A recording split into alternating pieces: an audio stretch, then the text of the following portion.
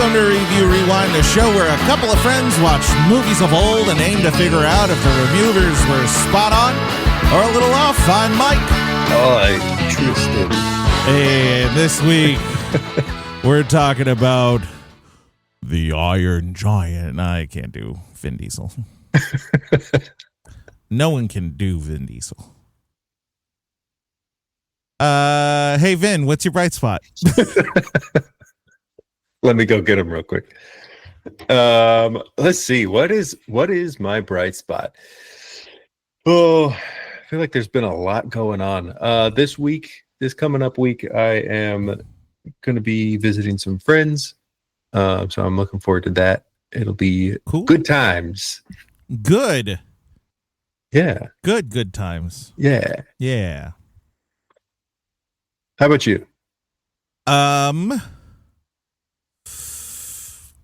My finger's healing up.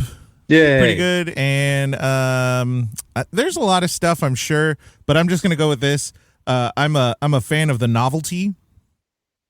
If something is like a special edition or something, oh, okay, I usually try to indulge. And Crush soda, remember Crush? Oh yeah, I've been seeing their stuff. They're back. They're back. They've always been around, but they're getting but they have a back to the 80s flavored electric blue raspberry, and I got to tell you, electric and blue raspberry. That's pretty fun. Wait a second. Oh no, you said Crush, right? Crush, yes. It's Slice that I've been seeing a lot of. Yeah, they're back as a healthy soda or whatever. Yeah, I saw that and I was like, no. There's no such thing. I remember there was a big hullabaloo. I don't know. I think it was Crush. But when I was a kid and everyone was making a hullabaloo about like caffeine in soda and stuff. Mm-hmm. And everyone kept assuming there was a orange soda that had caffeine. And they always said it was Crush, I think. But I don't think it ever had caffeine in it. I don't think it did either. So that was just like a spurious rumor that someone made up. Crazy. A lot of brands. But didn't Barks root beer, didn't that have it? Barks root beer is caffeinated. It's one of the few caffeinated root beers. Because it's root beer with a bite. Mm-hmm. And I was trying to remember. I'm like, I'm pretty sure that was it. But I do remember someone telling me that they had a Mormon friend who was like really into Mountain Dew. And it wasn't until like many years into the Mountain Dew that someone was like, you know that's like really caffeinated, and they were like, what? There's a lot of caffeine in that. Yeah. Too much. I think for as much caffeine as there is sugar, and that might be what's too much. Anyway,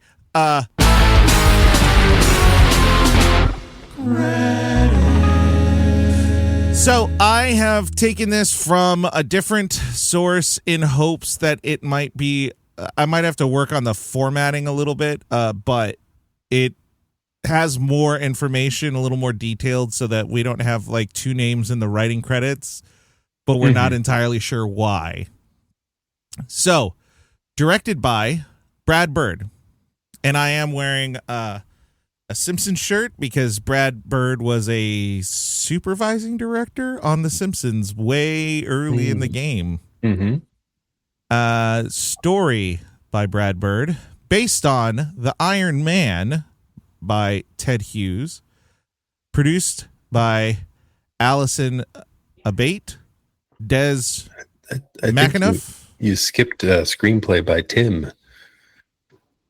Oh, yeah. Screenplay by... I did scroll right past that. Screenplay by Tim... McCanlies? McCanlies? I feel like that could easily be like a candy shop. Come on down to McCanlies Candy. Where was I at? After that. Producer Produced by Allison. Is it Abbate? Hey, Abbate.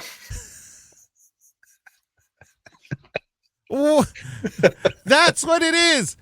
When we were talking about Jaws, I was thinking about that as the guy who was like, yeah. what do you mean? Oh, what? What? That's what that. Nah. Des McAnuff. McAnuff. McAnuff.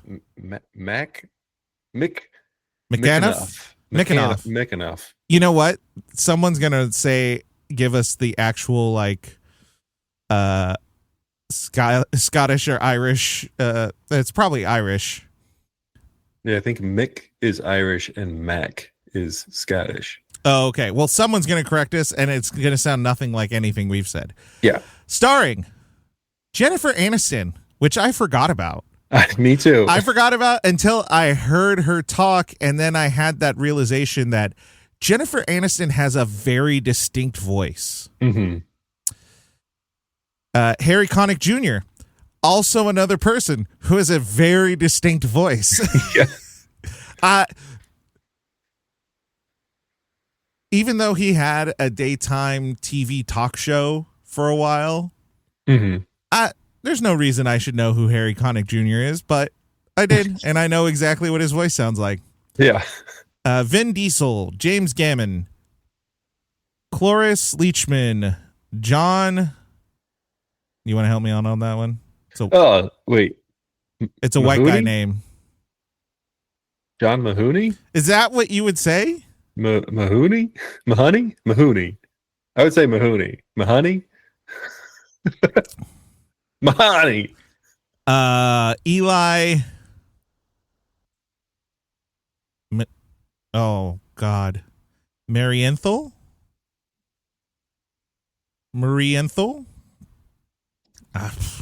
There's some fun names in this one. Yeah. Christopher McDonald. I know that one. Yeah. Emmet Walsh. Cinematography by Steven Wilzbach. Edited by Darren T. Holmes. Music by Michael Kamen. Production company, Warner Brothers. Feature animation. Distributed by Warner Brothers. Released July 31st, 1999 at Mann's Chinese Theater. And officially throughout the U.S.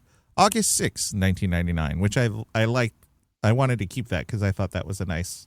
So premiere, I guess we'll call it premiere, July 31st, 1999. Released August 6th, 1999. Pretty fitting. Has a runtime of 87 minutes. I have this here. I don't feel like we need to include language and country unless it's actually a different language. In a different country. Yeah, and even if it's like England or something, I don't really think that matters. So I'm going to delete that. Budget of around $70 million. Grossed in the U.S. $23 million. And worldwide $23 million. It didn't make much more worldwide. I think it only made like $15,000 worldwide, maybe 20. So theater-wise, a failure. Mm-hmm. But I kept looking through it. I couldn't find a solid number, but there were some places that said it made its budget back and then some through home video and through TV replay. Oh, yeah. Because it's on TV a lot. Mm-hmm.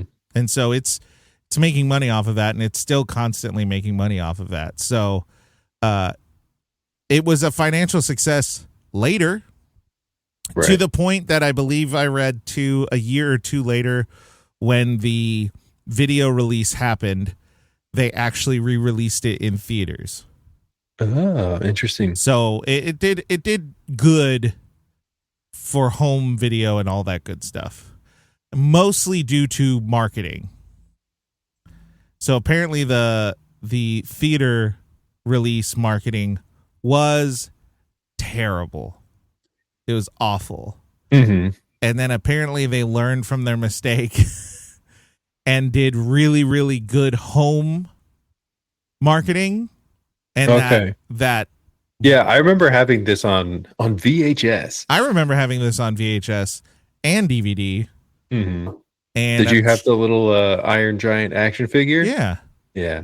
Heck yeah. I think it came with the VHS. It did. Remember when they did that? It was like, buy the movie and it comes with the toy. They still kind of do that, but it's very far and few in between. Mm. It has to be like that particular niche where a figurine would be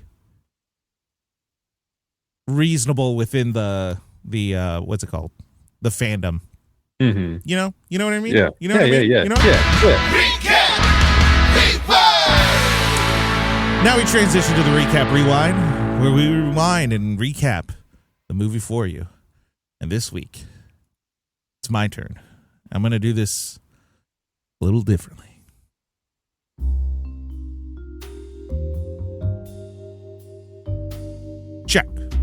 Check 1 2. Audio diary of Agent Kent Mansley.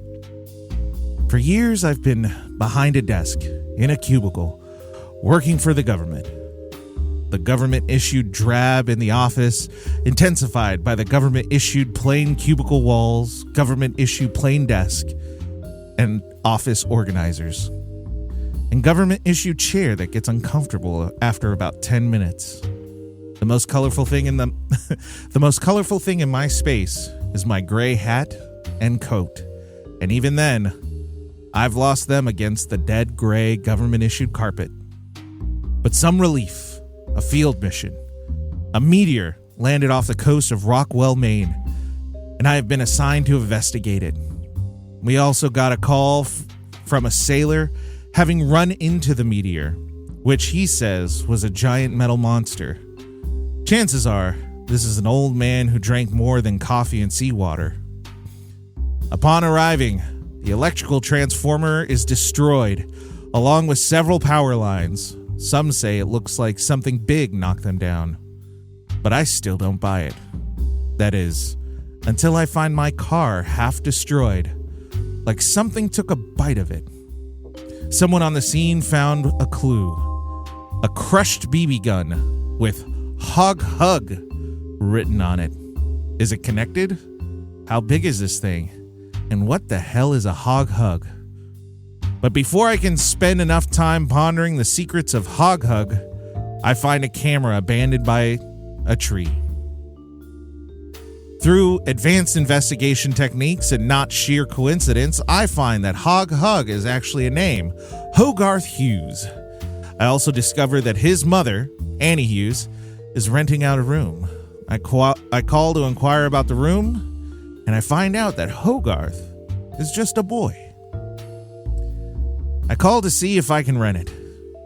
I can get more information off of this boy who may know something about this creature. I rent the room, and I spend the day gracefully asking Hogarth if he knows anything, but the child is elusive. The next day, his mother suggests that we take a tour of the town and he be my guide. Here's my chance. We make our way to the diner in town where I work my magic to lower his defenses, and I get him to show me how to make a milkshake better. Of course, I already knew how to do this, but by entertaining him, this is a great way to let him feel safe. But I'm quickly interrupted by an advanced biological weapon, probably injected through radio waves by the creature. It sends me to the restroom for hours.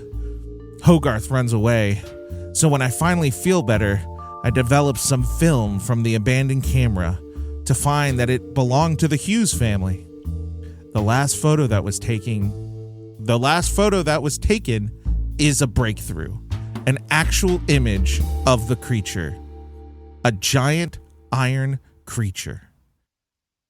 I can't tell exactly how big, but it looks taller than the trees, probably with enough firepower to destroy the earth. This went from a mystery to DEFCON 5. I call my superiors and inform them of the immediate danger. They are sending the army over tomorrow. Here's my chance to prove myself, my chance to show my superiors in the world that I, Kent Mansley, have proven that there is life outside of this rotten planet and that I was the one who saved it from the world. Until tomorrow. Whoa, what is this? Hold on, let me rewind. This is the audio diary of that Kent Mansley dweeb. This is Hogarth, if you didn't know, and I'm going to clear the story. I ran into the Iron Giant, and we became friends. He's a very kind and curious guy. He's been staying at my friend Dean's junkyard. Well, I don't know if Dean and I are friends. He's kind of weird. The people at the diner called him a beatnik. I think he's cool, and I don't really know what a beatnik is.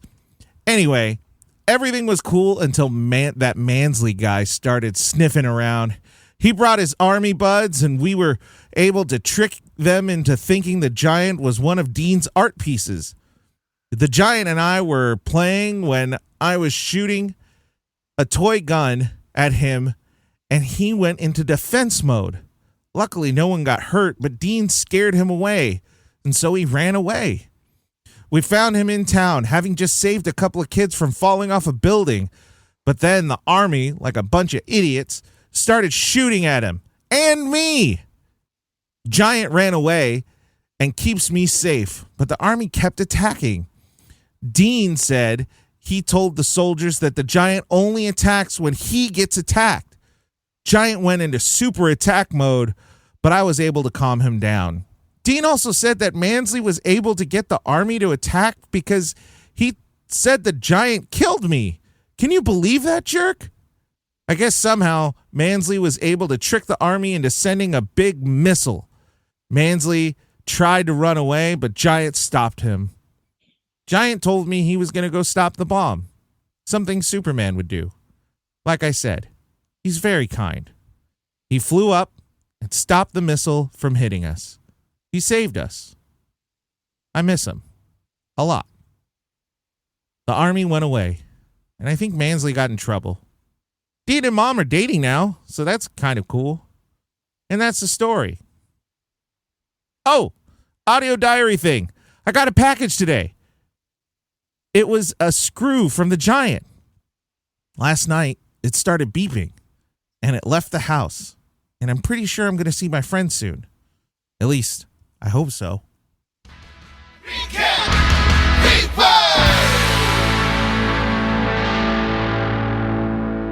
It's like I listened to a whole audiobook. Hey. So, what'd you think of the movie overall? Hey, it's been a long time since I've seen this one, and I was going into it. I was like, I think this movie's sad, and it is a little bit, but it wasn't as sad as I was like. I thought I was gonna be like pretty messed up, but it's sad, but not like horribly sad. It's sad in the best way possible. Yeah. I miss old animation. It is gorgeous. It is so good. The entire movie is a piece of art. And then as the movie progresses, there are layers of just triumphs in animation that I think we still see today, just not to the point of, I guess, maybe what they did, because there's clear 3D art happening. Yeah, I was just reading something that said that this is like the Iron Giant is the first fully CG character to be in a animated film or something. But like everything else is hand animated, but he himself is 3D. A 3D character, which is really interesting because he blends so well. Insanely well. I was even going to say, like, the opening scene with the water and the storm, that's all 3D. That's all CGI. Yeah. But somehow, you know how there's sometimes where you have something that, like, and maybe we should put it on the list, but take Who Framed Roger Rabbit, where you have practical effects doing the live action stuff, and then they're just animating over it. And even though the animation feels seamless, your brain still connects it of like, that's not a cartoon character throwing a real baseball. Like, your brain still can decipher it. Yeah. It still accepts it because you're watching a movie, but it doesn't go, oh, that cartoon is alive and threw a baseball at a human. It goes, oh, they animated that baseball from the cartoon's hand. Yeah. You know. Yeah. And I would say there's even movies where the anime, like when they do this type of thing, you can tell the difference between hand drawn and this is computer. Arguably the most seamless CGI to 2D I've ever seen. It's so clean. I actually can't tell you exactly when there's 3D in this movie. Yeah. Like, I know the opening scene is, but it also looks really good and kind of believable that it's 2D. Totally. Yeah. And I don't know how else that gets explained other than they just did an absolute triumph of a job. And all the awards they probably won, they deserved fully. Right. Yeah. Absolutely. Yeah. No, I'm just going through like these stills where it shows like Hogarth in his hand and like all of that. It's is just Giant 3D the whole time? I don't know if the whole time, because there's a couple of these that look like they're definitely hand drawn, but let me pull up the thing that I just read. Because if he is 3D, even if he's 3D for majority of the film, my brain wasn't even connecting that. Holy hell, I think you're right. Yeah. Yeah, where was that thing? I don't know where it was. Oh no, I think there's some scenes where he's 3D and some scenes where he's 2D. Yeah, I think just looking off the stills, but I'm not sure. Okay, this is the first traditionally animated feature to have a major character who is fully computer generated. And so there might be some shots, because some of those shots look more hand drawn in the way that like his face is.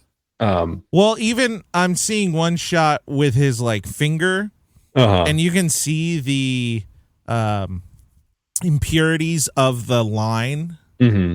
But they could have. I'm just trying to see if that finger shows up in a different shot, and it does. And I just think maybe that one particular shot was the one that is definitely 3D, but is done so well is when they meet for the first time. Yeah. Where he's crouched down.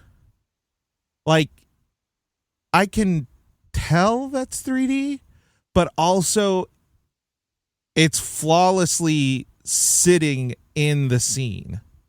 Yeah, the way that they we should just share so we're talking about the same thing. The way that they put the like the grain and the texture. Yeah, I think it has to be something with how they developed the 3D model itself, because the 3D model has the same kind of grain, if not more force grain than everything else does. Yeah, which somehow makes it feel more real or more connected. Yeah, I'm curious what their process was with this, like how they got the final product, because this really does feel like the type of thing that they potentially could have. My brain trying to figure out how they would have done it, of printing a clean a clean frame and then like transferring that to film to get that grain. Yeah, there was, what was it? I had just seen something about, the new Jurassic Park. Mm-hmm. They filmed that on 35 millimeter. Oh, did they? So that so they film it and they have to be very strict about what they're doing as far as animation so that they're filming it correctly. And then they do the CGI and then they reprint it onto the film so that all the grain and everything is all unified. And that was one of the things where when I watched that movie, the CGI, have you seen it yet? I have not. The CGI is fantastic. It is really good because there are parts where it's hard to tell when it's CGI. And the fact of the matter is, I don't actually think there's a lot of practical effects. But there you have those moments of like, I don't know if this is practical or CGI. And the reality is, well, then it's CGI because there's no practical. Yeah. This is kind of that same boat where a lot of it is 2D. Well, 90%. That's amazing. He's 3D in that. Oh my gosh. So this is toward the end of, or if you go to IMDb and you look at the photos, it's number 26 of 295. But it is toward the end of the film where you just save the two kids from falling off the building. And he's looking at the people, and the people are all blurred because they're too close to the camera. And it's snowing, so that's there's a particle occurring. I wonder if the snow was CGI. It felt like it was. I would have to imagine that they did CGI because that, I don't know if they could have done it 2D. There are ways. There are ways. They would have had to do. They would have had to do a separate snow layer 2D. And it would probably be, but I think these are CGI particles. Regardless, this is 1999. This looks flawless. But the giant is in the background, and it is definitely his 3D model, but he looks perfectly in tune with everything that's happening in the scene. That's 3D. There's also a shot that's much later that's him sitting in the lake after he does the cannonball into it. Oh, that's a good shot because the lake and all of that is, I don't care about the kid. The water is interacting with him, and it is 2D, right? Can you share? Yeah. Okay, I'm gonna stop presenting. So how the sausage gets made, baby. So this one. Oh, I wonder if the splash particles are CGI and the rest is. Yeah, it's because the water itself. It's hard to tell. Is drawn. Yeah, let's pull it up. Iron Giant jumps in. But it's very possible that the water falling from his hand is CG. Okay. But just the way that it blends. Here we go, folks. Is real nice. Yeah, I'm going to take over. That's right. All right. So this great that we're using an audio medium to talk about visuals. This is so stupid. Everything about what we do is bad. And this is even low quality. Oh, yeah, wow. Just like we like it. Hey, Dean! Watch this! All right, we're watching. This. Okay, I know we're going to get to it. I love Hogarth and Dean's relationship. I love how immediate it is. I love how casual it is. It is very something of its time. This would never happen today. No. That this guy just hangs out with a kid and it's fine. Because they never make a point. His mom and Dean meet that first time that they meet, right? Yeah, at the restaurant. That's what it feels like. Okay. When he unzips his pants and lets a squirrel out. Yeah. He's like, I apologize ahead of time for this. Zip. Alrighty. One's for professionals only. Banzai! So the current, the white current of the water, that's 2D. Great! But Yeah, when they zoom out, it looks 3D a little bit. Weenie! Come on in! Just the subtle change of like him turning blue here is so. Yeah. There's so many details. All the color in his skin just disappears because the water's cold. But having kids now, this is a perfect reaction. That's what my little is. She'll be like shivering, and I'm like, are you cold? She's like, no. She's like, do you want to get out? No. So he's jumping. Vin Diesel. That's 2D. That's all 2D. There's a tidal wave happening. Oh, the newspaper. This scene alone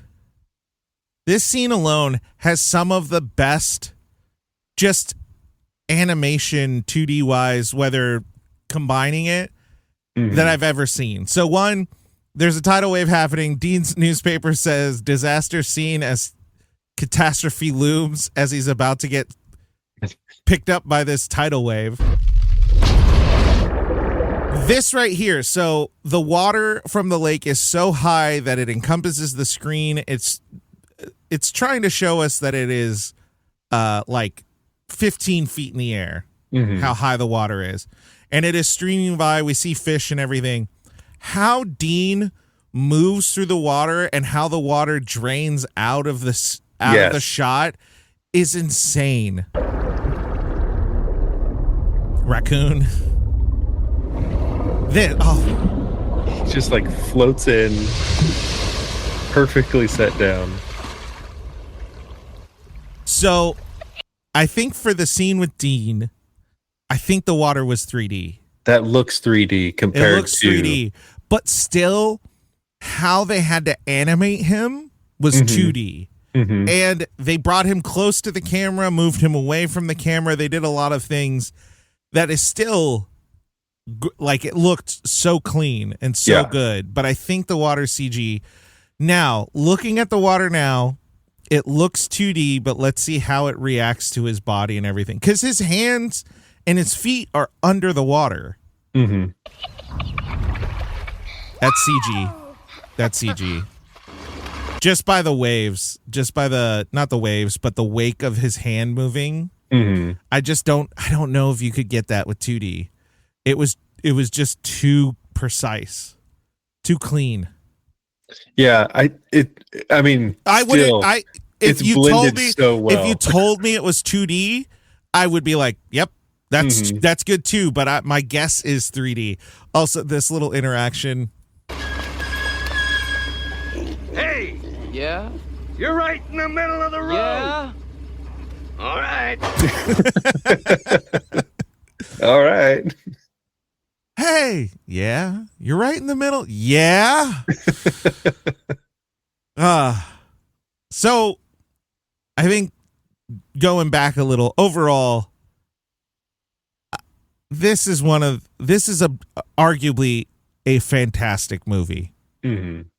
The animation is perfect. It's so good. There's never a point where it's too distracting. The jokes are there. It's a very funny movie. And it's a shame that it wasn't a blockbuster hit, in that it would give or have given Brad Bird a little more a little quicker to the front work, even though I think he was fine. Yeah. Because it was award-wise an absolute success. Mm-hmm.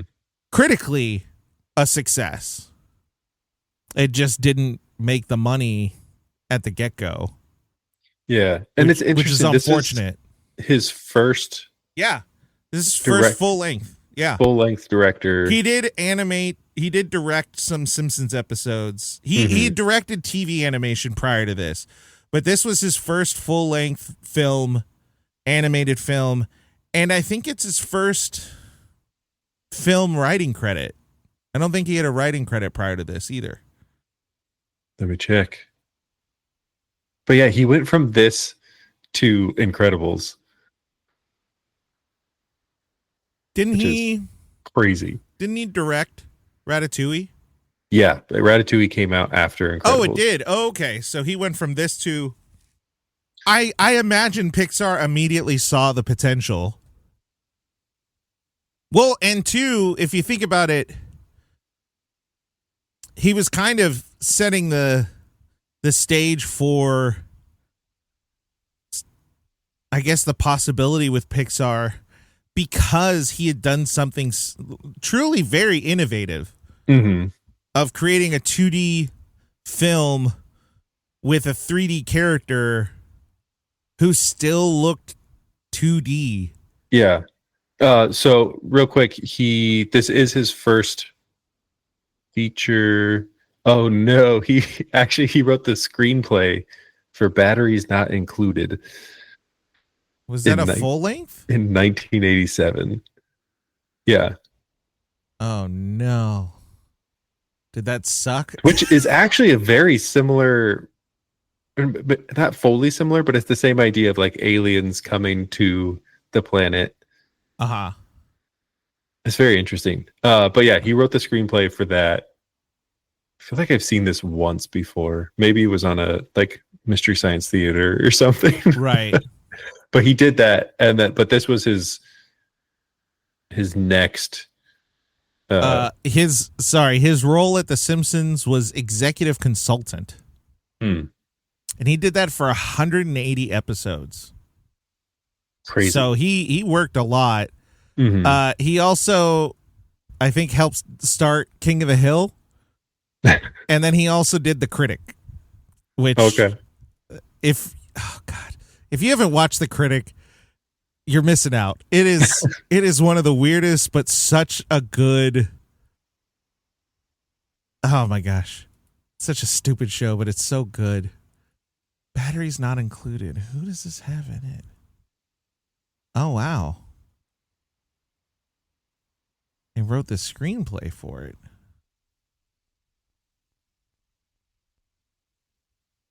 Interesting. It's a sci-fi movie about aliens, starring old people. I mean, that's a choice. Old people. But yeah, Anyway. I think it's really interesting to see that this was like the only thing that he did, and then he went to Pixar. But if you think about it, like what else came out around this time that Disney was doing, and it was Treasure Planet, which is a great film. I think Treasure Planet and Atlantis. Treasure Planet, if I may, and again, maybe we should put it on the list. I don't want us to be in a place where we're just watching like kids movies, but also there are some kids movies that are really good. Like this is a genuinely great film. But Treasure Planet, I think, was one of those films that like wanted to do what this was doing, missed the mark a little. Yeah. Like went too far one way or another.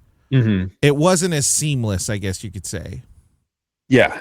And that was kind of what I was getting at, is that Treasure Planet, it came out a couple years after this one. Atlantis was like 2001, and Treasure Planet was 2002, I think. But they blended the 2D and the 3D, but the 3D is very obvious right from the 2D, where this one you almost never think, oh, this is a 3D moment that's happening in front of me. Right. Which is, it's just crazy. There are some weird looking people though. The animation for some of the people's faces, they're not attractive. No, but I also think that is very I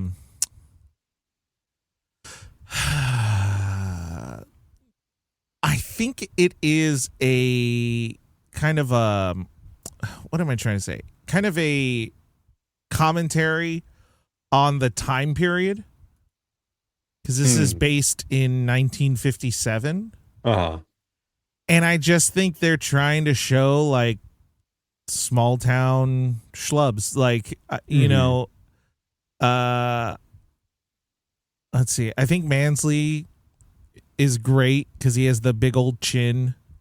The general has the like chiseled, like the straight jawline. Yeah. I'm trying to see some of the town folk. I love Hogarth's teeth. Because it's just very, 9-year-old kid. I don't really have a shot. They don't have many faces of the other people, but there's just certain faces that you're like, you look at Hogarth, you look at his mom, you look at Dean and all like those characters, and you're like, wow, they look really good. And then you look at some of the townspeople and you're like, that's a weird looking dude. Yeah. A lot of it's like pointy noses on some of the ladies. I think they're trying to reminisce to some of the art, like mid-century modern art as far as character development. Because some of it is very stylistic to that era. And then some are just like generic cartoon characters kind of thing. Yeah. I don't know. I don't remember any of the background background characters really standing out in that way based on their looks. Yeah, he's my favorite. His teeth are like falling out. Yeah, but it's just this is the sailor at the beginning of the movie. He just has a very particular look. And you know what? I'm gonna go against you here. I think it's perfect. I'm not saying it. Let me say, I'm not saying it's bad animation. It's just like, you need to apologize to the model. When you think of animated movies nowadays, you're comparing it to Disney, which is all clean and polished. We get something like this where you're like, that's an ugly dude, but it's animated so well. Yeah. And I think that's, that works. And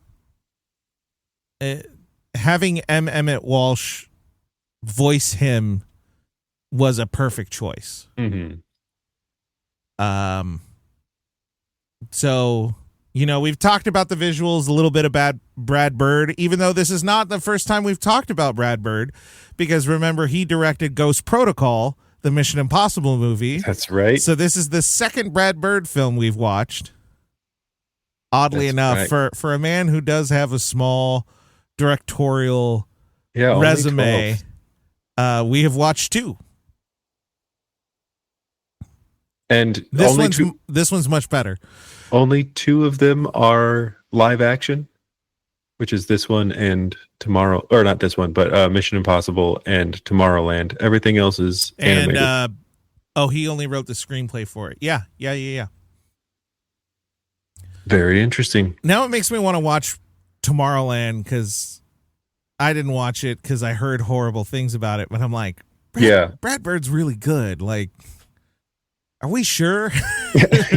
Was it bad, actually? Because was it that bad? Yeah. Okay. Oh, Eli. I think I said Ellie, but it's Eli. Oh, Eli Marienthal. He played Hogarth. Hogarth is perfect. Mhm. He is a perfect child character, perfect in all his iniquities and all his talents. He's just great. I love him as a character. I think his motivation, his buildup, I really like it. It's one of those things where Annie Hughes, his mom, is a single mom in the 50s, working her tail off. So he's kind of a latchkey kid. But at the same time, it seems like she's done a pretty good job because he's got a good head on his shoulders overall. He makes dumb decisions as a kid would. Yeah. But when he kind of has the responsibility of teaching the giant, I feel like he teaches him some really good things and does it in a way that is really... Yeah, because he never really teaches the giant to get into mischief. Right. The mischief is more of the giant doesn't know any better. And then it's like, hey, let's correct that. Yeah. So we him overall, I think, is a great character. And I think it's funny that he kind of likes horror. Like, I don't know if it would have been considered trashy back then, but like trashy sci-fi horror, bad acting. Yeah, I appreciate that they included the bad acting. I appreciate that not only did they include the bad acting, but they let that roll. Yeah. That was like 3 minutes of the movie. Yeah. Was the fake movie with the bad acting and the brain moving. Pretty good. Yeah, that was really fun. Is that based off of a real movie? Because it feels very familiar to an actual movie. I don't know. I'll look it up. I don't know if there's one in the 50s like that, because even practical effects wise, I feel like that would have been a little hard to do then. But I wouldn't be shocked if there's something in his mind that he's connecting the dots to. And it makes me kind of wonder about the original book, like if the main character is named Hogarth, and if which that we can, in fact, look up, because that's not hard. But I do like the story of the movie bears very little resemblance to the book it's based on.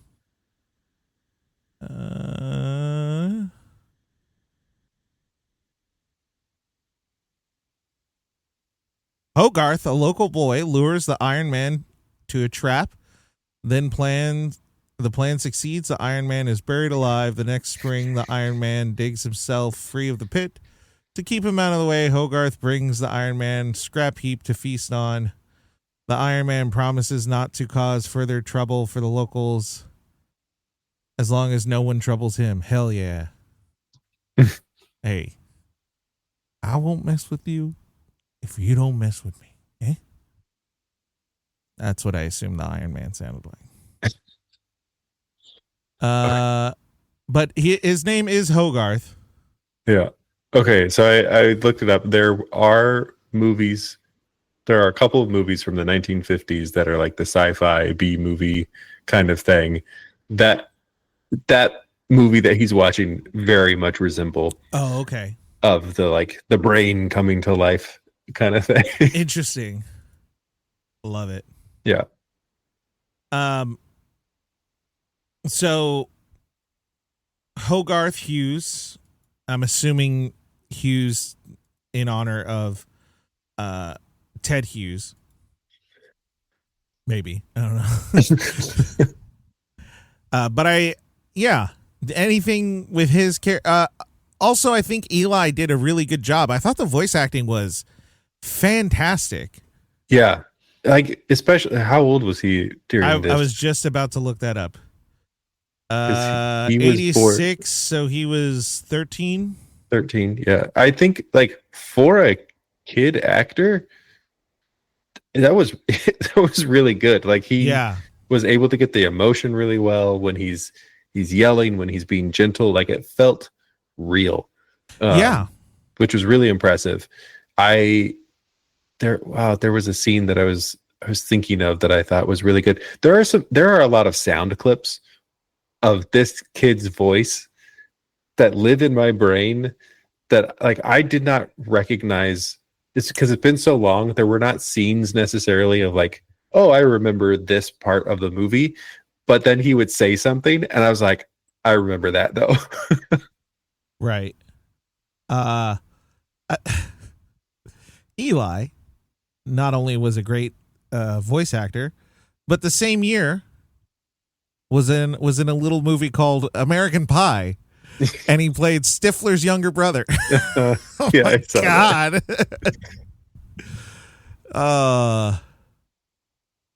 That's so funny. This guy has.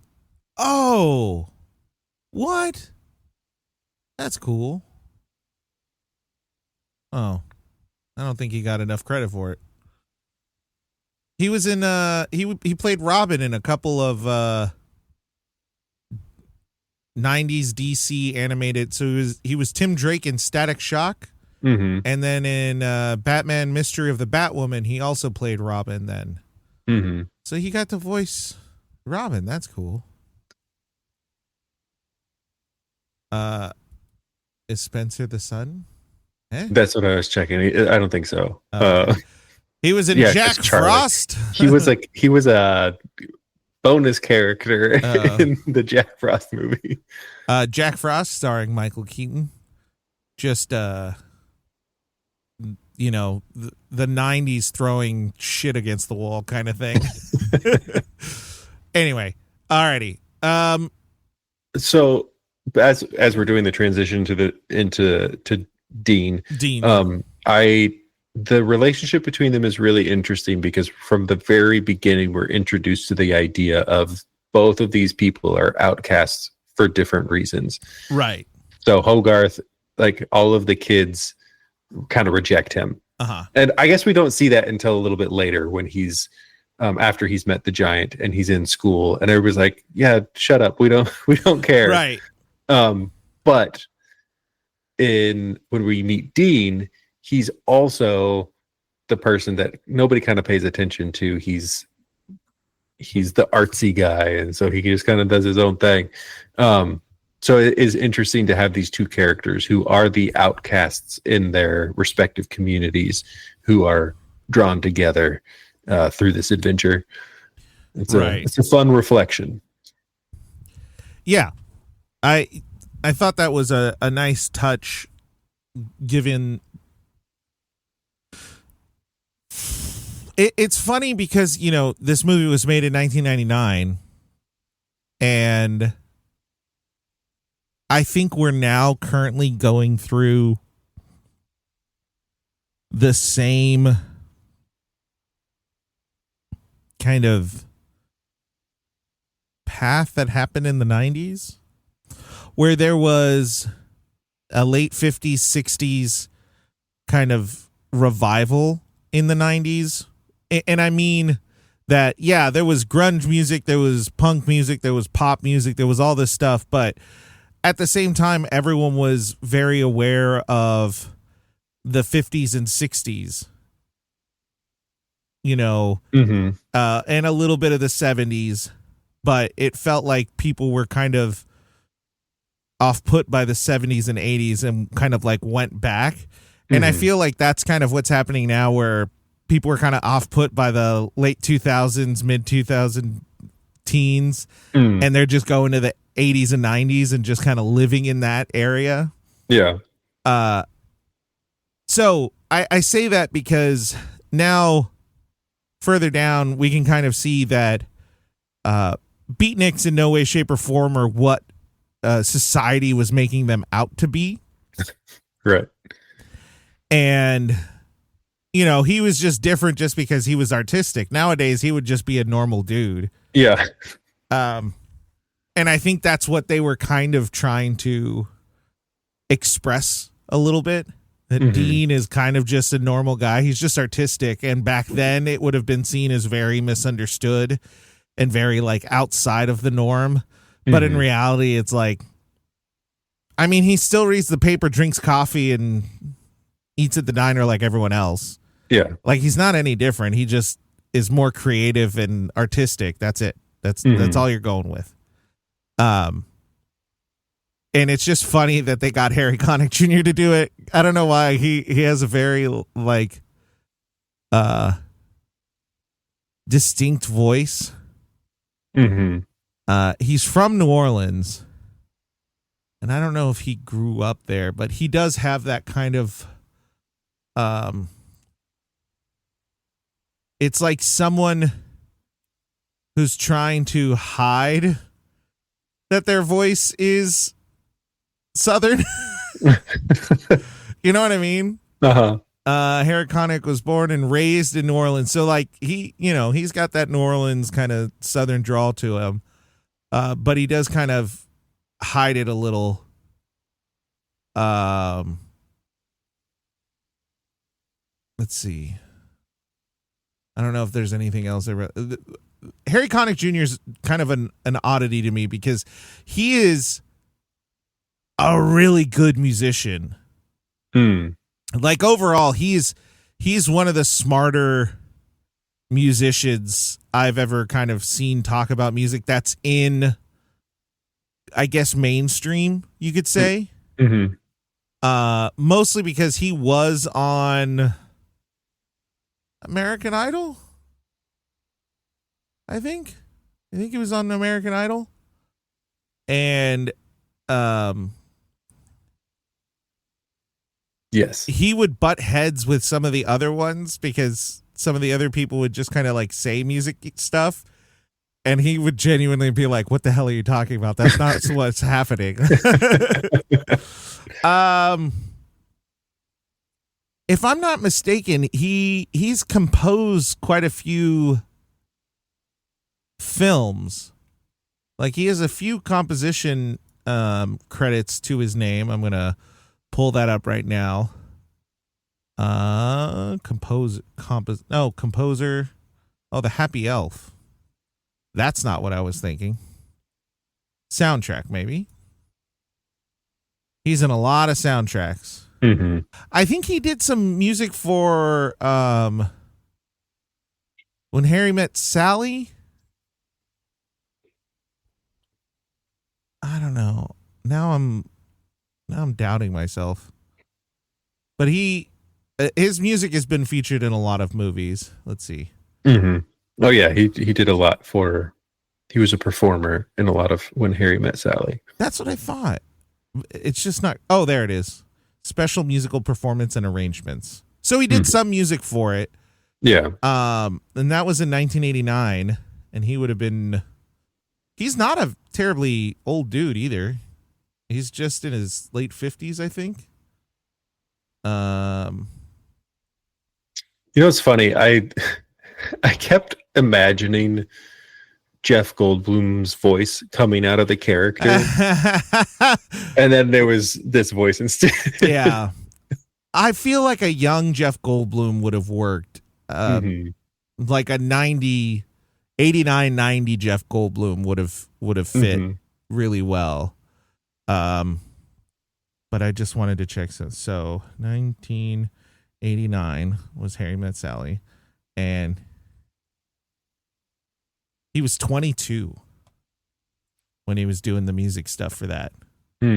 Which means he was only, probably when he recorded the voice stuff for this, he had just turned 30.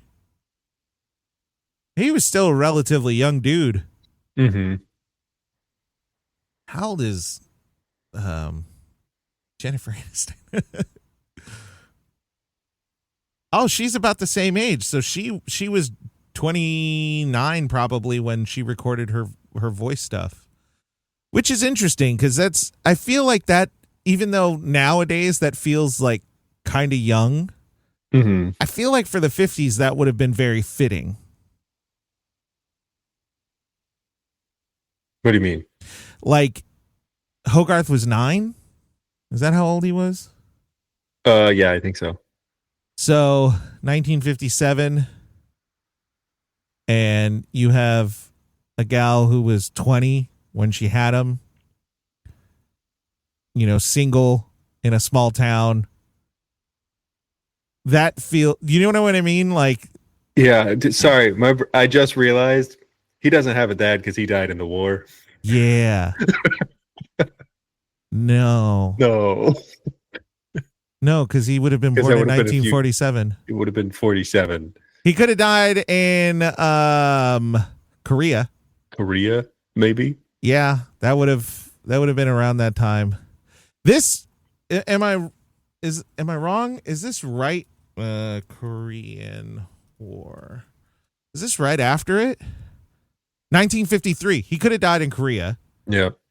And the reason I bring this up is because there is this interesting thing, because the Cold War hadn't necessarily gotten put in the fridge yet.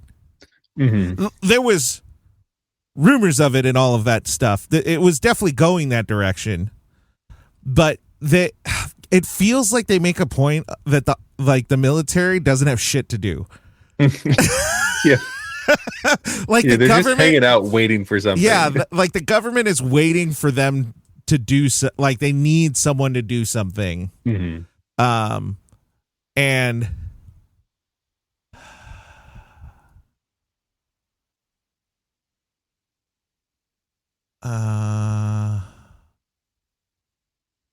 yeah, the Cuba Missile Crisis would have been 5 years later, so that feels like not the start, by no means the start of the Cold War, but definitely kind of like a pivotal point. I can't.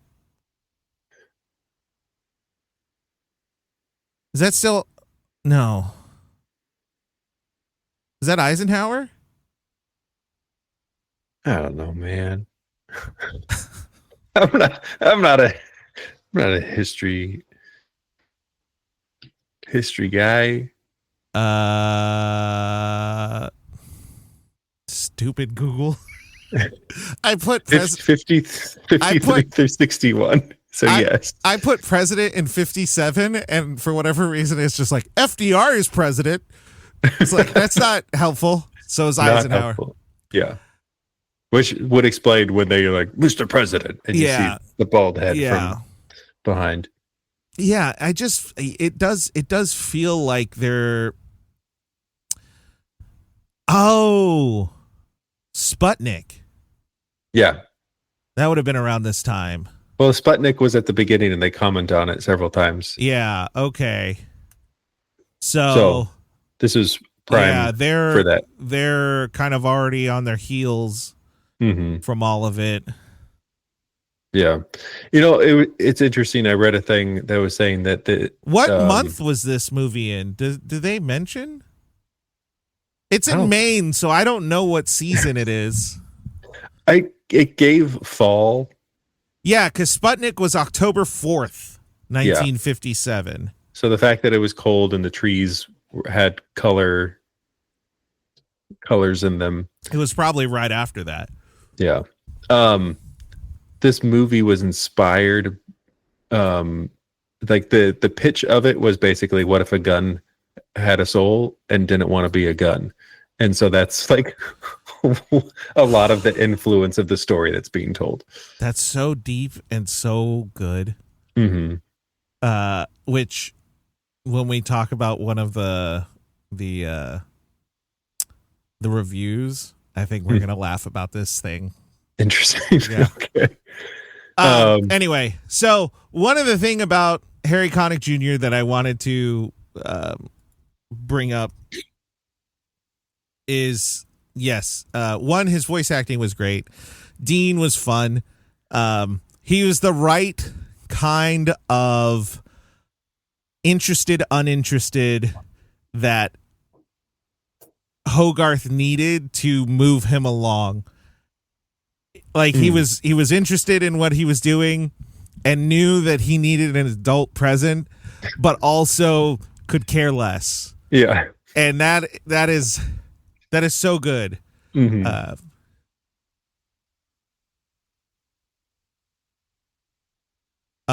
So the video I want to show, crap, this is going to be someone talking about. I don't want to hear them talk about it. I just want to see it. So there's this little thing that Connick Jr. does. He's performing, and the audience starts clapping on the wrong thing, on the wrong beat. Okay, yeah. So they're clapping on 1 and 3. Hello, this is Joshua Oh, Sarofka. you fuck. I don't want to hear you talk about it. I just want to hear it done. Just show the thing. Here we go. This should be it. Hopefully. Don't talk about it. Just show me. I'd love to be invited once we're there. I'm sure you'll be delighted. We could rock all night. Wait and see. We might fit together. So he's like here. That would be Where does he do a it? lucky day, yeah. Come by me. Come in love with me, baby. I think he does it right before his solo. Baby, we could run away.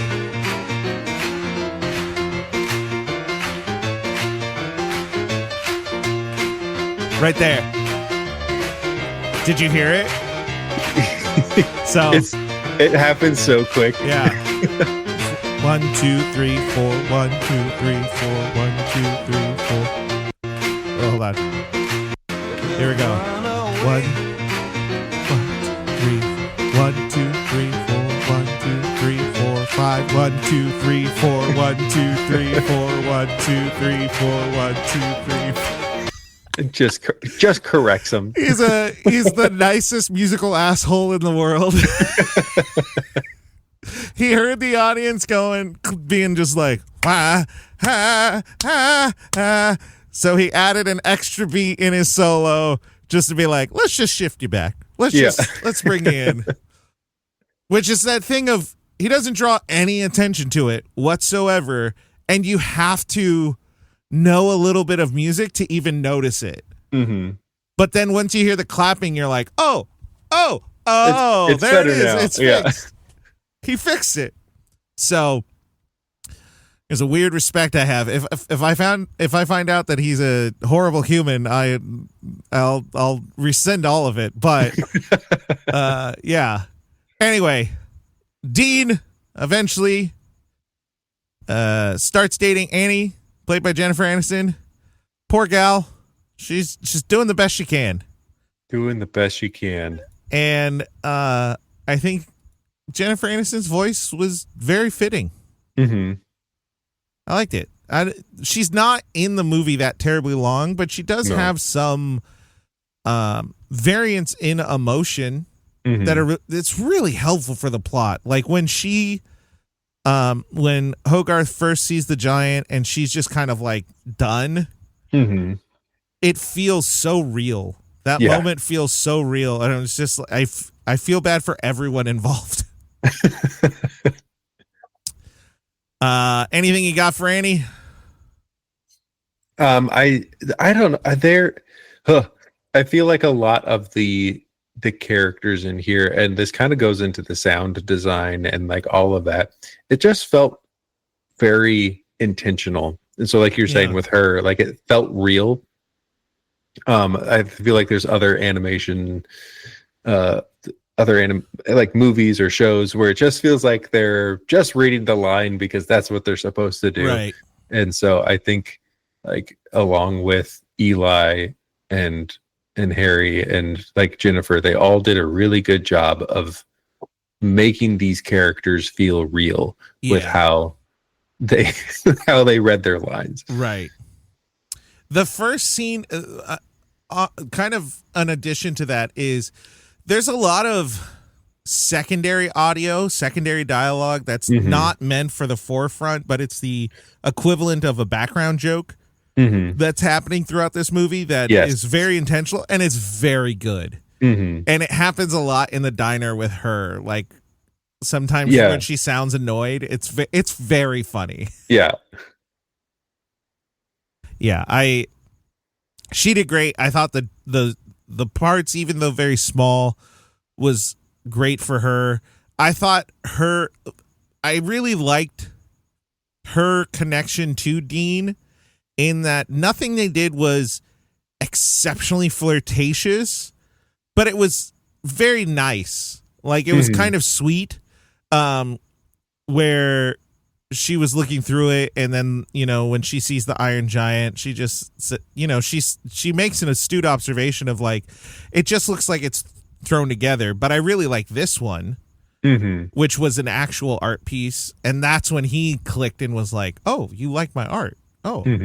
Yeah, it didn't feel forced for their relationship. Yeah. It's just kind of like, hey, it's two people that who kind of have this kid in common. Yeah. Who then start to find out that they themselves have things in common.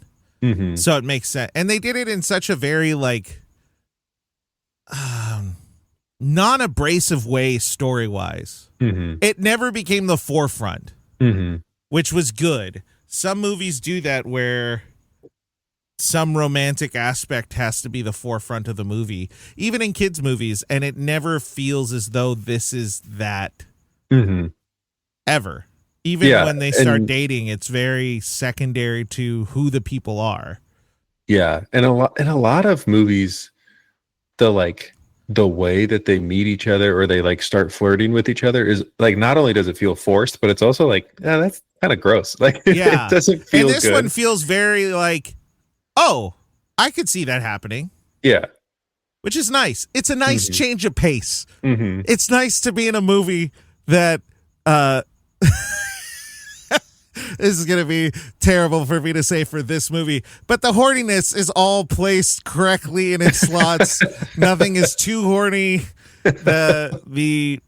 They seem to respect each other as humans and as people first. Yep. Which, sad to say, in some of the movies we've watched over the last year, it's a miss.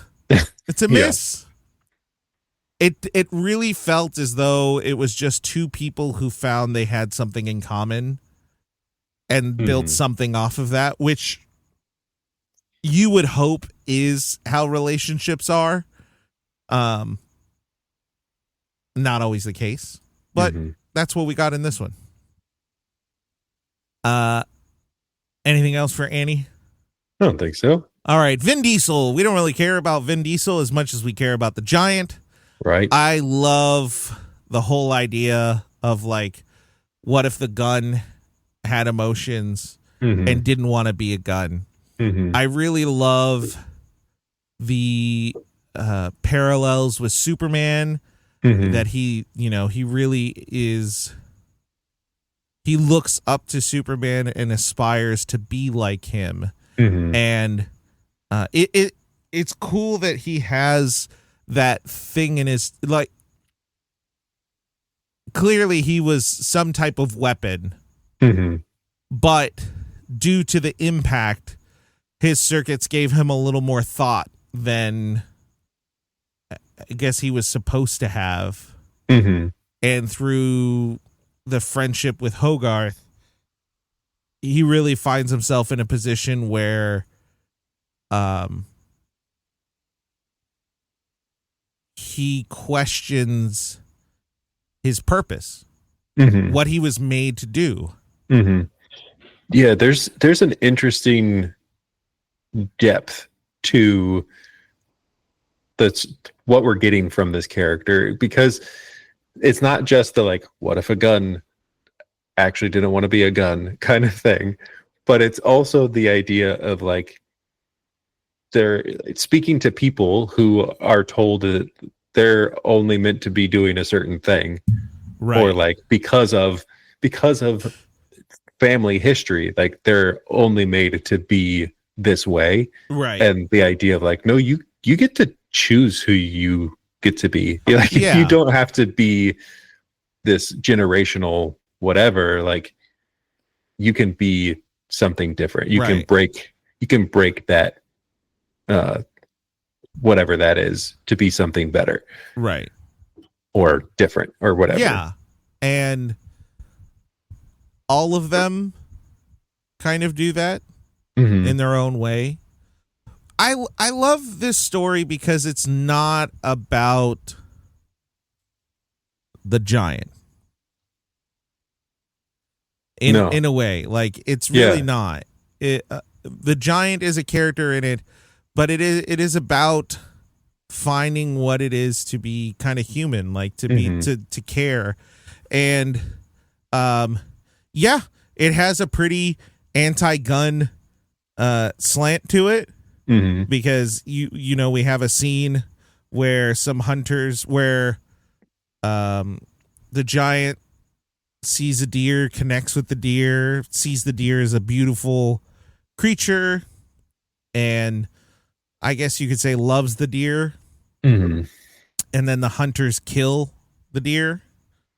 And, you know, I think some people will go heavy on it, but I think Hogarth's definition of it is accurate, where, you know, it's guns kill.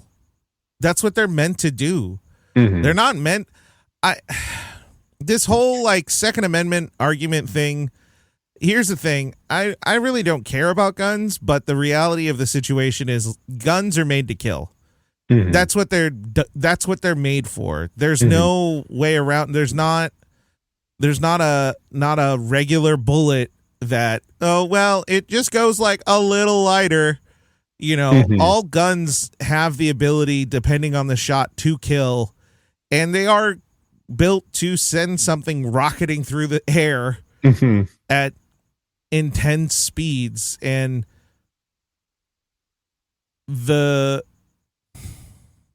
it's almost as though that was the moment the giant kind of realized what he was meant to do, or built to do, assigned to do, and really didn't like it. And it was such a interesting moment because, you know, it was an appreciation of life. It was a very kind of innocent way to look at violence. It was just, I don't know. It was a very lovely scene. Yeah, there's a lot of really great moments between Hogarth and the giant. Yeah. In how Hogarth is teaching him what he's teaching him. Right. And they did such a good job with the giant's eyes. Yeah. And how they respond to emote what he's feeling. And like you can tell that he's thinking, even though he's just a machine, but you can tell that he's really thinking about the things that Hogarth is telling him. Right. And that's all of those moments are really interesting, of like the Superman versus Atomo situation. Right. And then we get the gun and him being like, I'm not a gun. That's not what I'm. Right. I don't want to be that. Yeah, there's a lot of really sweet moments like that. Yeah. I really enjoyed him. And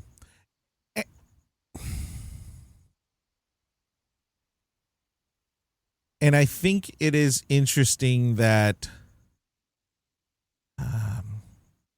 man, this is kind of like a hard thing to develop or to process, simply because, like, this is a kid's movie, but this made this whole conversation about life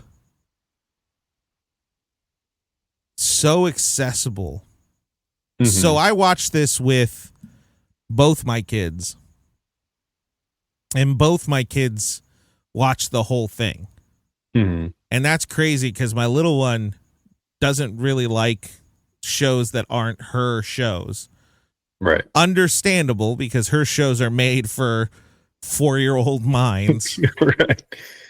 But she liked it, and, you know, even Ray got emotional when she was supposed to get emotional, and was very positive when it was supposed to be positive, and really kind of understood the message behind it all too. And even my little one kind of had that same reaction, not as in depth, but still was able to see some of it. And then I was like tearing up at the end, when he says, "I go, you stay, no follow, or don't follow." And then the animation just did a wonderful job of doing the Superman flying, and then when he closes his eyes and smiles, knowing that he's doing the right thing. Oh, yeah. It's crazy because it's just a cartoon. Like, it's a cartoon robot, but somehow that cartoon robot has so much more depth and emotion than some of the movies we've watched that are supposed to be having those things. Yeah. And can't. And the reality is, not only is it animation, which animation can sometimes struggle to convey human emotions in a way that isn't like joking, cartoonish, but it's a robot's face too. It's even less articulate than a human's, and yet somehow they nailed it. They nailed all of it. Good job.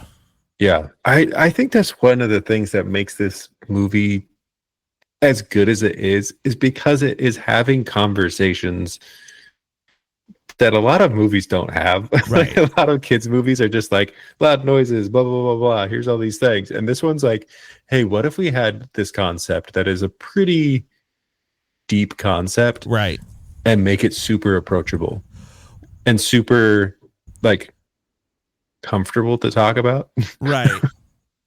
Well, and that's the thing, because the idea, the pitch is, what if a gun had emotions and didn't want to be a gun anymore? But the reality is, the movie is about life and death, and the acceptance that both of them are on the same plane. That life is important, but death still happens. Yeah, because there's that conversation that happens where, like, after the deer, you have Hogarth being like, death is not bad. Like, it happens. Yeah. Death, and in particular in this moment this wasn't your fault, Giant. You didn't lead this deer to slaughter.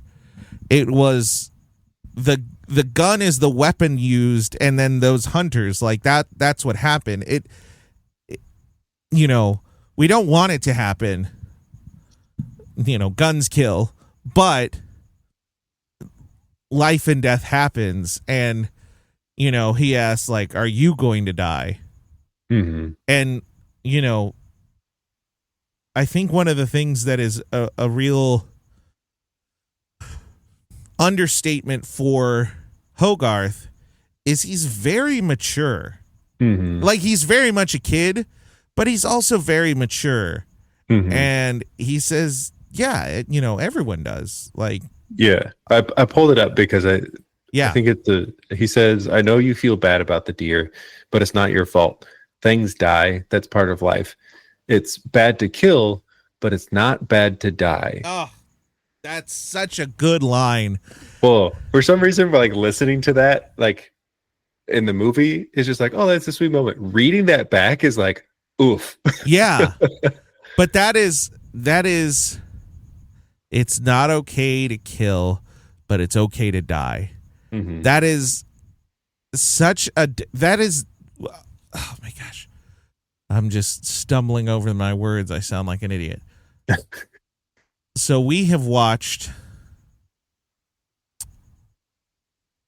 well, since this year started, 23 movies. And in those 23 movies, oh no, I don't know how to do math. I'm an idiot. 33 movies. In those 33 movies, that might be the deepest line we've heard in all of this. Mm-hmm. Or I don't know how to gauge deep. I genuinely maybe it's my bilingual multicultural background. I don't know what the definition of deep is outside of this. This one makes me like drown in introspection so much. Mm-hmm. Like I just looking internally, I'm like, what do I think about death? Like what? Oh my God. And honestly, I know some parents might be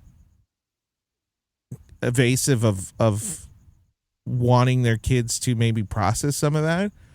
But this was like the best for me way for my kids to process through that idea of like, you know, killing is bad, but death is a part of life. Mm-hmm.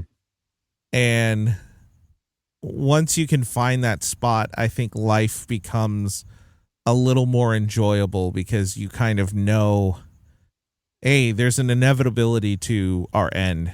Mm-hmm. So we only have so much time to enjoy what we have now. Yeah. Go ahead.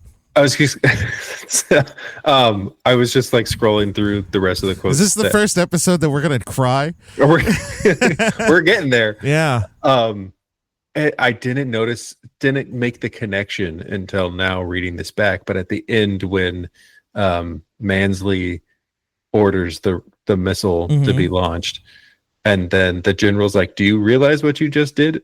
And then Mansley says, "You mean we're all going to, General, to die, Mansley, for our country?" And Mansley says, "Screw our country. I want to live." And so this movie really is about life and death. Yeah. And how people view that. Right. Yeah. Yeah. Which is a great transition into Kent Mansley, voiced by Christopher McDonald, somehow the best bad guy all around. The first movie of the year that we watched in our I guess 2025 was Happy Gilmore, where Christopher McDonald played Shooter McGavin. Shooter. The most, like, I guess non-violent but worst bad guy. Like, you just hate him the whole time. Yeah. And Kent Mansley, like, you just dislike. It was really good. It was really good. I do think he is, though, toward the end, kind of the weakest part of the story. Mm-hmm. And I say that because I don't think there's enough kind of madness coming out of him to make the final part make sense. Yes. His actions at the end seem like something, we missed something in his character. Which, if it was one of those things of, as he's driving away, he was a little more talking to himself, a little more kind of falling into madness a little bit because he was so sold on what this was, and now everyone thinks he didn't see anything. Mm-hmm. And then to see it was one of those things of like, I need to end this thing. I found it. I proved it. I need its body to prove to everyone that I'm not crazy. Something like that, to where he orders essentially the death of the giant, but in his own madness, not realizing that he summoned his own death. That would have worked. Yeah. And I think, honestly, it could have just been like 3 or 4 more lines of dialogue to connect it. Because he was getting a little more intense and a little more wild as the movie continued. It just didn't ever really seem like the dialogue matched what the end was. Yeah, it didn't seem like him wanting to suddenly fully destroy the giant like that didn't make logical sense in his character, because he wanted to find it and he wanted to stop it, to study it. Like, we're not fully sure of what his motives are. And then all of a sudden he's like, kill it. For him, but not just that, but for him to circumvent his general and essentially commit treason. The motivation doesn't seem there. Could have been a couple lines fixed and it would have been there. Yeah. We just needed to know why he was so intent on. Why was he desperate for it? Yeah. Because he was desperate for it. Yeah. And it could have made sense with just a little more. You know? Yeah, that's all. That's all. Christopher McDonald did great. But the character kind of loses a little steam at the end. Not because of his acting or anything. It's just for the whole movie he's doing so well, and then he goes kind of like from like 4 to 10 in a matter of moments, it feels like. Yeah. Well, because like even when he lies to the general, we still don't have enough desperation to make that make sense. Yeah, when he tells him that the robot killed a kid. Yeah. It's like, why? Yeah. What are you trying to do?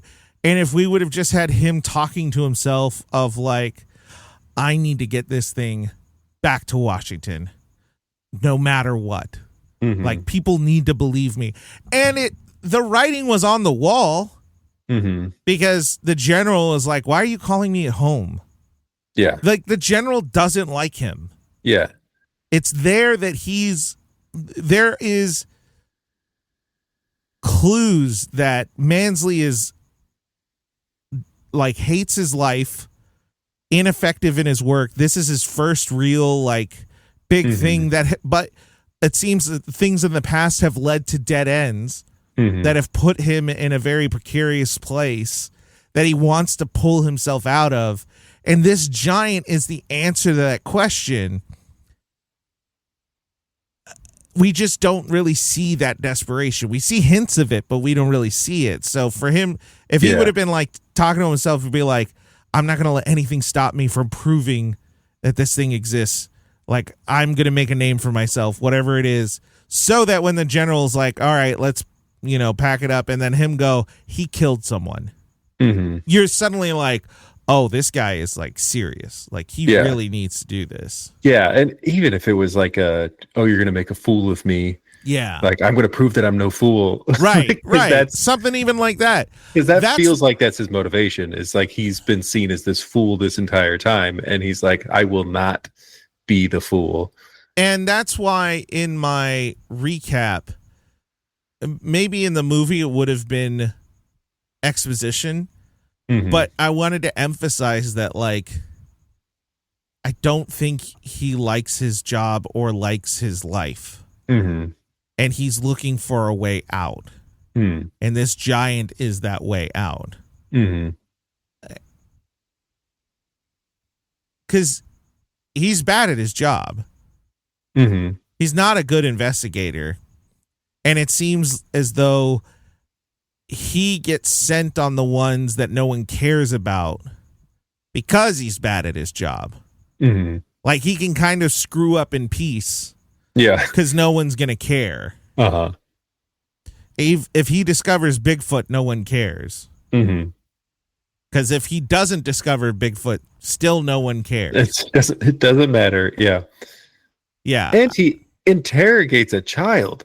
Yeah, like, awful. Yeah. I do love the laxative. I do think that's quite funny. Alrighty. I think that sets it up. Do you have any do you remember any lines that you liked? Or moments that you wanna refresh? I don't know. Him saying hog hug made me laugh. Yeah. Hog hug. Yeah, just at the end when the giant says Superman and then closes his eyes, it's like, oh. Yeah. I'm trying to think. There was I want to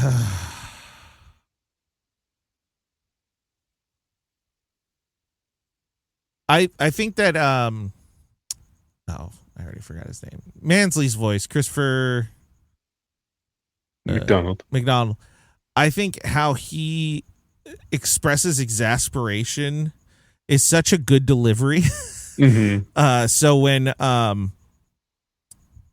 when he's talking to Marv, the foreman, Mm-hmm. and Marv's like, "What are we looking at?" But when he's trying to bring him to the car, and he's like, "Something broke my car." Like how he shows exasperation. Yeah. It's very unique to him. Like I don't know many voices that do that in the way he does it. Yeah. I think of in Happy Gilmore when Happy sinks the final putt and he's like screaming no. Yeah. I'm like, there's such an exasperation to that I don't hear from other people. Mm-hmm. Anyway.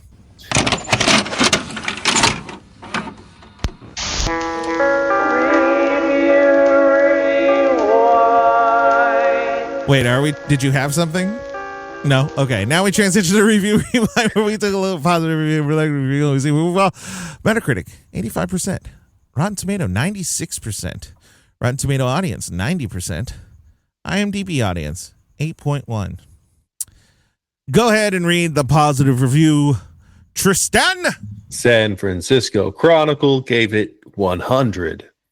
Heart and tenderness are rare in cartoon movies, but in an age of frenetic children's fare and the new animated adventure, The Iron Giant dares to show a lot of both, and it comes up a winner. Amen. Now, the reason I was bringing this up, this is from the New York Post, and I'm not gonna tiptoe around this. Right now, if you're like a right winger, I don't care about you. I think you're an asshole. With that said, the New York Post, run by Rupert Murdoch, piece of crap Fox News guy. Now, I say that because we all know the chaos that is happening now in our political spectrum of things happening. Yeah. Listen to how quaint this response is, because you know it has dog whistles in it, but it's so quaint at the same time. New York Post gives it a 63, and this is the lowest score I found on Metacritic. Wow. Yeah. In most respects, The Iron Giant is one of the better animated children's film in recent memory, which makes its strident political correctness all the more frustrating. What a bitch. Comparatively, not a lot of political correctness. Here, I'll change it.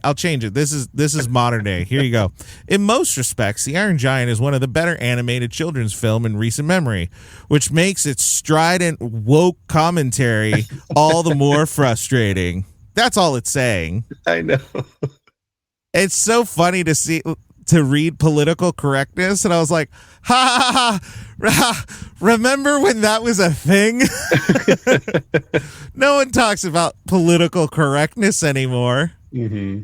Oh, and remember when they used to make that like a bad word? Mm-hmm. When now, like 25, 26 years later, we look at political correctness of, oh, we just grew up and realized that some of those things weren't nice or inappropriate, or they were not appropriate. Like, yeah, I don't know.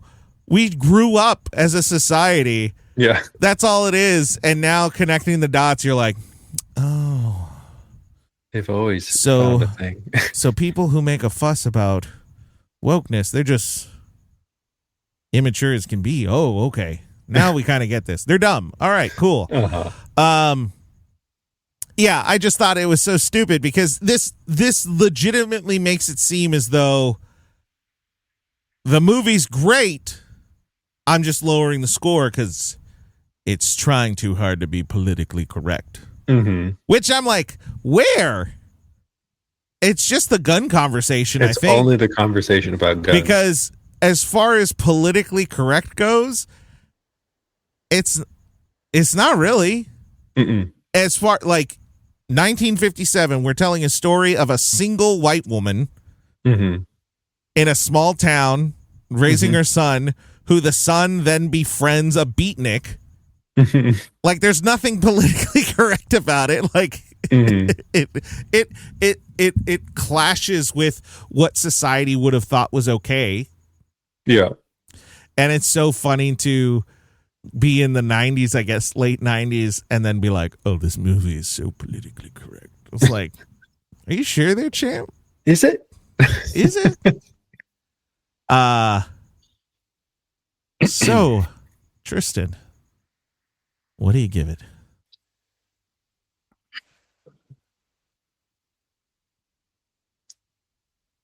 I'm trying to think of if there's any reason to not give it an A. Oh, I 100% give it an A. Yeah. I don't give it I don't give it an A plus. Right. Simply because Mansley at the end just feels super rushed, and it just kind of distracts. Like it's very much like, where did that come from? Yeah, like when he yells, shoot the missile, I was genuinely like, why? What? Yeah. I forgot about it, but I thought there was more buildup to it, but it felt like, okay, we got to wrap this up. And that's where they went. And that's where they kind of lose just that minuscule amount of points. But this is definitely an A. This is arguably one of the best animated movies of all time. It's a really good movie, just period. Yeah, it's interesting because, like, I agree, it's an A, and my whole thing was like, is there a reason why it wouldn't be an A? But no, I think it's a very solid movie. It's not one that I necessarily want to watch a lot. But I also think that A movies aren't. Yeah, does that make sense? There are some that are that way, but I feel like this is one where it's like you watch it and appreciate it for like how excellent of a film it is. Right. But it's not necessarily a go back and watch it. Like going back to some of the movies that we gave, like, this is only the second A I think we've given. And we've given a lot of B pluses. 12 Angry Men. Fantastic film. I don't want to watch it every day. Like, I don't want to go back and watch it. Right. And even some of the B plus movies, like Heat, was really close to being an A. That movie was excellent. I think that's one of the better movies, and I really enjoyed it. I don't want to watch it again. Yeah. You know? I don't think good movies are always going to be the most entertaining film. Yes. I agree. And that's why last year when we were reviewing some things, I gave things A's because of, like, personally, it's a movie that I'm going to watch over and over again. Right. But they weren't critically an A. Now we're kind of in a position where it's like, we can say a movie is an A and want to put it in the drawer and leave it in there for a year or two. And that's okay. Yeah. Like, here's the thing. I don't think this movie is, like, not entertaining. I just think it goes into a deep spot that is heavy to go to. And it's not something that we necessarily need to go to every day or often, as far as through the movie experience.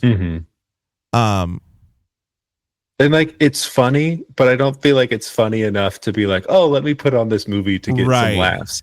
Right. It is more of a thoughtful film. Right. This is one to, brush the dust off and watch again to feel the nostalgia, remind yourself of the thoughtfulness of it, and enjoy fully, but not necessarily, like you said, like a repeat. Yeah. So it's an A. It's good. I love this movie. It's a really dang good movie. And Agreed. I'm really glad that we had that because, let's see. We had a bad run for a long time there. I'm going to go 10 movies back. Let's see. C+, F, B+, D+, F, D+, B+, B+, B, F. And that is like Batman through the Batman movies, but even before that, B-, B, C+, B, F. Like we had a run where movies were good, but they had a lot of problems in it. This is the first one that, like, honestly, Mansley, even though it is a problem, it's a really small problem. Mm-hmm. And it's kind of nice to watch a movie where that's the case. Yeah. Finally, we get a break. I'm looking at our, we have a little chart that every once in a while I look at, and we've given a lot of Fs, C+, Cs, B-, and B+. Hey, I think we're honest though. And the hard truth is a lot of bad movies out there. Uh-huh. And a lot of, like, for the most part, good movies. I think this is just, and I think it's true of movies and cinema in general. A great movie is a dime a dozen. Mm-hmm. And we've watched a lot of good movies, and we've watched a lot of middle of the road movies, and we've watched a bunch of bad movies. But in our scope of it, we've had a couple great movies. And of the 30-something movies we've watched this year, having two great movies in the grand scope of all the movies we've watched, having a couple great and a handful of good movies, it makes sense. I feel like it's statistically correct. I feel like if we were just saying every movie was good or just giving C's and B's or something like that, I feel like then we should be very concerned. Yeah. I'm really curious, like, going back to last year to see how we were grading versus how we are this year. Because I feel like we've grown a lot in the last 80 movies that we've watched. Yeah, I've grown another arm. I have 3 arms now. Wow. I know, it's crazy. It's crazy. I expect that one more movie that we watch this year might land in the A's, but we'll see what's to come. Maybe we have I will say, looking at our movies to come before Christmas time, because we are going to watch some Christmas movies. So those don't really count. But we do have 1, 2, 3, 4, maybe 5 movies that have won, that were, I think, critically acclaimed and have won a lot of awards. So, like, we're definitely falling into some movies that should be enjoyed, like should be seen as good movies. We are also seeing movies that are kind of like have a cult following behind them. And then we do have some movies that are just probably bad movies. So, there you go. That is our future, our past, and our present all in one. Tristan, hey, thanks for watching this movie with me. I'm really glad we did it. Yeah, it's a good one. Listener, I fully recommend to watch this movie. It's still pretty good for kids. Like, I watched it with a 4-year-old and a 7-year-old, and they were fine. And you'll be fine too, hopefully. So remember, review those rewinds, and we will see you next time.